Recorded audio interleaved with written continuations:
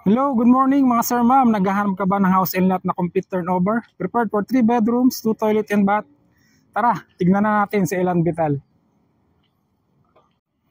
Yun, good morning po mga sir ma'am. Nandito nga po pala tayo ngayon sa Barangay Halayhay, Tansa, Cavite.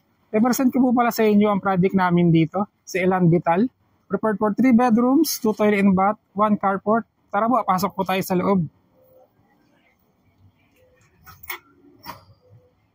Kung kayo po ay naghahanap ng house and lot na complete turnover, yung lilipatan nyo na lang po ng gamit. Saktong-sakto po itong project na to para sa inyo at sa pamilya nyo. Nakatiles na po tayo pang turnover. Sliding window. Ito po yung ating sink or pinakalababo. Upon turnover po, kasama na po ang ating mga cabinet. Kasama na po siya. Ito naman po yung ating sliding door papunta po sa ating parking area.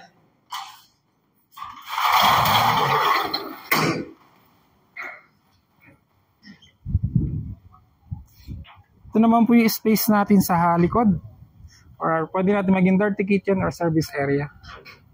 Kung napapansin nyo po, meron pa po tayong extra sink dito or lababo.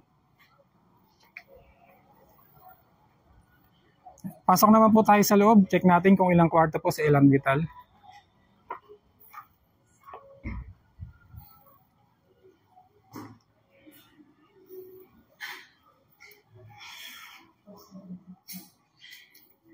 Ito po yung toilet and bath natin sa first floor.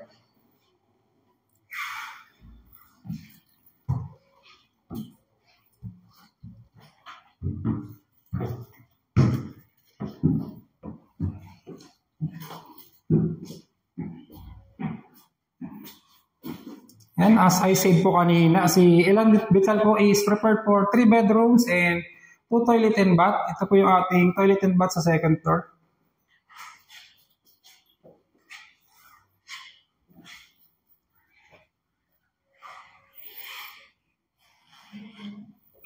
Pasok naman po tayo dito sa ating first bedroom.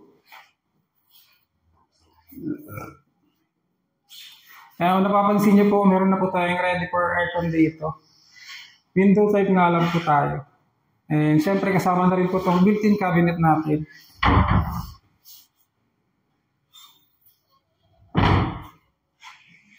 Pasok po tayo sa ating second bedroom.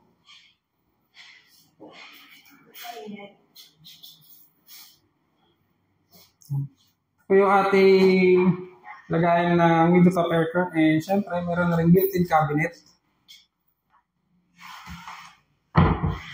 Ayan, pasok tayo sa ating last bedroom po. Yeah. Same pa rin po, meron pa rin tayong window type aircon na lagayan and ang ating built-in cabinet dito sa likod ng pinto. Yeah.